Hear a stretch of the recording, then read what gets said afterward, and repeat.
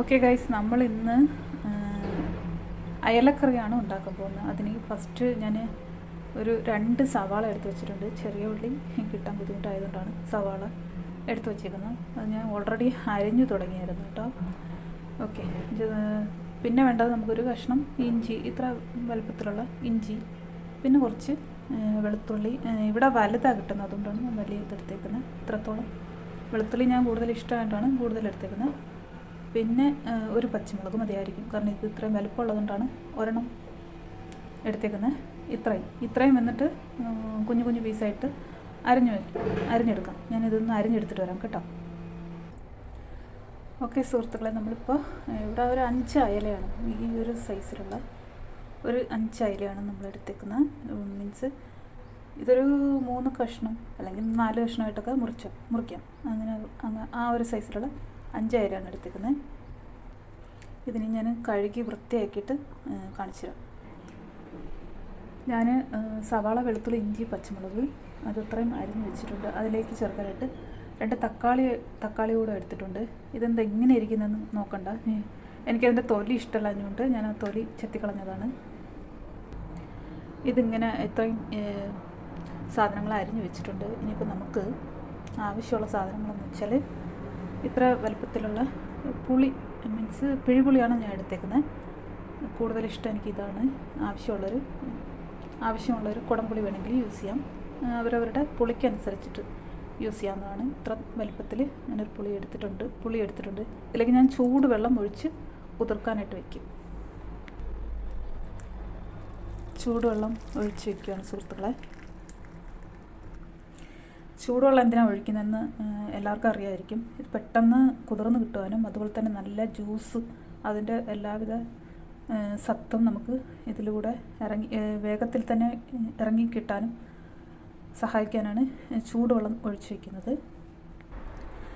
Okay guys, അപ്പോൾ ഞാൻ അയല മുഴുവനും വെട്ടി വൃത്തിയാക്കി വെച്ചിട്ടുണ്ട്. അടുത്തത് നമുക്ക് ഉണ്ടാക്കാൻ തുടങ്ങാം. ഓക്കെ ഗൈസ്, അപ്പോൾ നമുക്ക് അയലക്കറി ഉണ്ടാക്കാനായിട്ട് സ്റ്റാർട്ട് ചെയ്യാം. അപ്പോഴത്തേക്ക് ഞാനൊരു പാത്രം അടുപ്പത്ത് വെച്ചിട്ടുണ്ട്. അതിലേക്ക് നമുക്ക് എണ്ണ ഒഴിച്ചു കൊടുക്കാം. ഞാനിത് തേങ്ങ ചേർക്കാത്ത കറിയാണ് ഉണ്ടാക്കുന്നത്.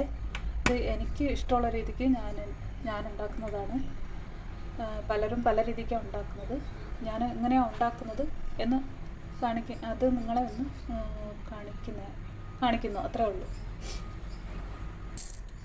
ഓക്കെ, എണ്ണ ചൂടായി വരുമ്പോഴത്തേക്കും നമുക്ക് കുറച്ച് ഉലുവ ഇട്ട് കൊടുക്കാം. എനിക്ക് ഉലുവ പൊടിയേക്കാളും ഉലുവയാണ് കൂടുതൽ ഇഷ്ടം, അതുകൊണ്ടാണ് ഞാൻ ഉലുവ ചേർക്കുന്നത്.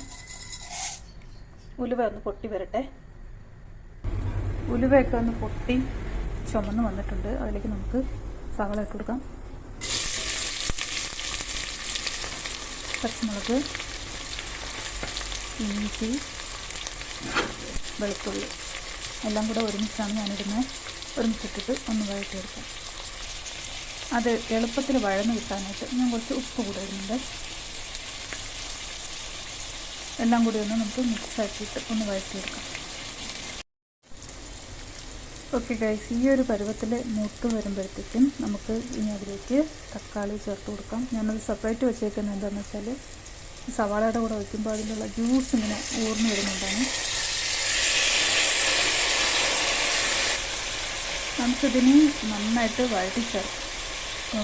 ഇളക്കി യോജിപ്പിച്ച് ഇതൊന്ന് തക്കാളിയും കൂടെ ഇതിനോട് ഒന്ന് വഴന്ന് വരുന്നവരേക്കും ഒന്ന് വയ്ക്കുക.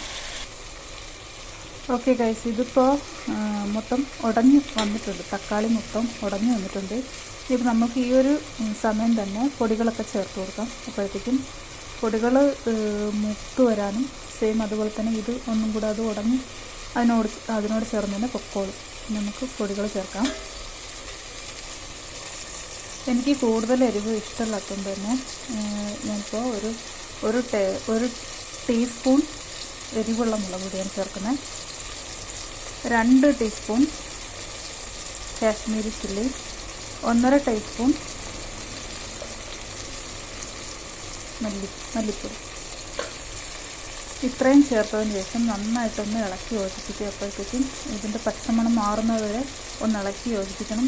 അതേപോലെ തന്നെ ആ ടൈമിൽ തക്കാളി ഒന്നും ഉടഞ്ഞു കിട്ടണം. ഒരു 1/2 ടേബിൾ സ്പൂണ് മഞ്ഞൾപ്പൊടി കൂടി ചേർക്കുകയാണ്. ഓക്കെ ഗൈസ്, ഇപ്പോൾ ഞാൻ പറഞ്ഞ മാതിരി തന്നെ അത് മൊത്തത്തിൽ ഒന്ന് വഴന്ന് എല്ലാം കൂടെ ഒന്ന് യോജിച്ച് കിട്ടിയിട്ടുണ്ട്. ഇനിയിപ്പോൾ ഇതിലേക്ക് നമുക്ക് പുളിവെള്ളം ഒഴിച്ച് കൊടുക്കാം. പുളിവെള്ളം ഒഴിച്ചു കൊടുത്തിട്ട് നന്നായിട്ട് യോജിപ്പിക്കുക. എന്നിട്ട് നമുക്ക് ആവശ്യത്തിനുള്ള വെള്ളം കൂടെ, നമുക്ക് എത്രത്തോളം ചാറ് ആവശ്യം, കറി ആവശ്യമുണ്ട് അതിനനുസരിച്ചിട്ടുള്ള വെള്ളം നിങ്ങൾ ഓരോരുത്തരുടെ ഇഷ്ടം അനുസരിച്ചിട്ട് ഒഴിച്ചു കൊടുക്കുക. ഞാനിപ്പോൾ ഇതിലേക്കൊരു 2 കപ്പ് അളവിലുള്ള വെള്ളമാണ് ഇതിൽ ഒഴിച്ചു കൊടുക്കുന്നത്. നമ്മൾ നേരത്തെ ഉപ്പ് ഇട്ടിട്ടുണ്ടായിരുന്നു. ഇനിയിപ്പോൾ ഇതിലിപ്പോൾ ഉപ്പ്, ആവശ്യത്തിനുള്ള ഉപ്പും ചേർത്ത് കൊടുത്തതിന് ശേഷം ഇതൊന്ന് നന്നായിട്ട് തിളച്ച് വരുന്നവരെ നമുക്കൊന്ന് വെയിറ്റ് ചെയ്യാം. ഓക്കെ ഗൈസ്, ഇതിലിപ്പോൾ നന്നായിട്ട് തിള വന്ന് തുടങ്ങിയിട്ടുണ്ട്. ഈ ഒരു ടൈമിൽ നമുക്ക് മീൻ കഴുകി വൃത്തിയാക്കി വെച്ച മീൻ ഇതിലേക്ക് ഇട്ട് കൊടുക്കാം.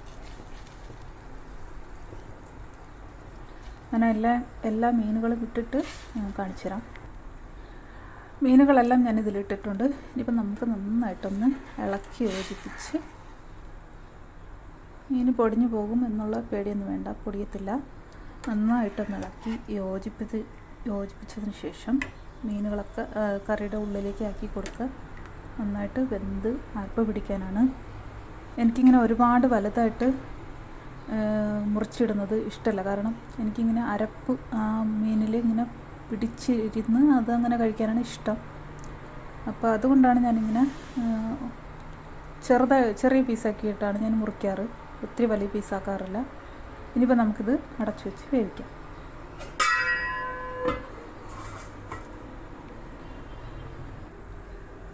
നമുക്ക് ഇടയ്ക്കൊന്ന് ഇളക്കി കൊടുക്കാനുണ്ട്.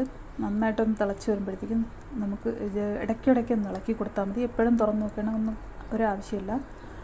പിന്നെ എന്ന് പറയുമ്പോൾ ഈ അയല മീനാണ് ഞാനിന്ന് കറി വെച്ചിട്ടുള്ളത്. അപ്പോൾ അത് ഒരുപാട് ടൈമൊന്നും വേവിക്കേണ്ട ആവശ്യമില്ല. ഒരു 15 മിനിറ്റ് 20 മിനിറ്റ് അതിനുള്ളിൽ നമ്മളിത് സ്റ്റോപ്പ് ചെയ്യണം. കാരണം എന്താ വെച്ചാൽ ഒരുപാടിട്ട് വേവിച്ച് കഴിയുമ്പോഴത്തേക്കും അതൊരുമാതിരി ഹാർഡായിട്ട് മാറും. വെന്തിട്ട് അതൊരു ഹാർഡായിട്ട് മാറുമ്പോൾ ഒരുപാട് പേരിങ്ങനെ എൻ്റെ പേഴ്സണലി അറിയാവുന്നവർ അങ്ങനെ ചെയ്യുന്നത് ഞാൻ കണ്ടിട്ടുണ്ട്. അതുകൊണ്ടാണ് ഞാൻ പറയുന്നത്. അപ്പോഴത്തേക്ക് തനതായ ഒരു രുചി നഷ്ടപ്പെട്ടിട്ട് ഒരുമാതിരി നമ്മൾ എന്തോ കഴിക്കും, വെറുതെ എന്തെങ്കിലും കഴിക്കുന്ന പോലെ ആയിപ്പോവും. അതുകൊണ്ട് നമ്മൾക്ക് അതേ ഒരു ടേസ്റ്റോട് കൂടി കിട്ടണമെങ്കിൽ ഒരു 15 to 20 മിനിറ്റ് വെന്താൽ മതിയായിരിക്കും.